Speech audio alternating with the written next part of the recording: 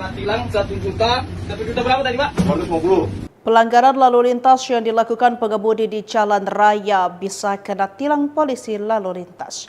Seperti kejadian yang diunggah oleh akun Instagram @lagiviral di mana pengendara motor kena denda tilang hingga 1,25 juta karena masa berlaku surat izin mengemudi atau SIM sudah tidak aktif dan yang dibonceng tidak menggunakan helm. Lagi ramai di medsos, pemotor mengeluh kena denda 1,2 juta di Kota Padang. Disebutkan pengendara melanggar aturan lalu lintas pada Selasa 24 Desember. Tulis akun tersebut.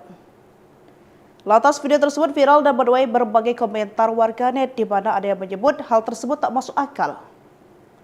Dalam video yang beredar tampak pemotor merekam momen ketika petugas memberikan surat tilang dan menjelaskan pasal yang dilanggar.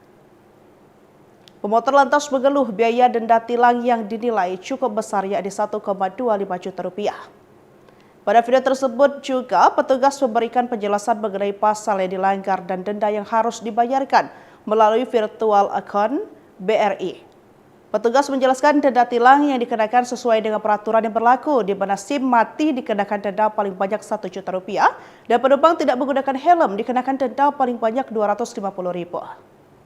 Menanggapi kejadian itu, Budianto, pemerhati masalah transportasi dan hukum mengatakan, SIM merupakan bukti legitimasi kompetensi seorang untuk mengemudikan kendaraan sesuai jenis golongannya.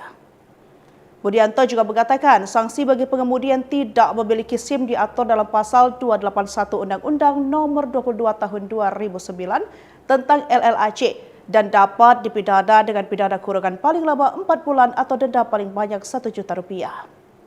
Kemudian pengemudi tidak menggunakan helm, pidana kurungan sama 1 bulan atau denda paling banyak Rp250.000. Sehingga jika pelanggar tidak memiliki SIM dan penumpang tidak memakai helm, akan dikenakan denda Rp1.250.000 dan transfer melalui Briva.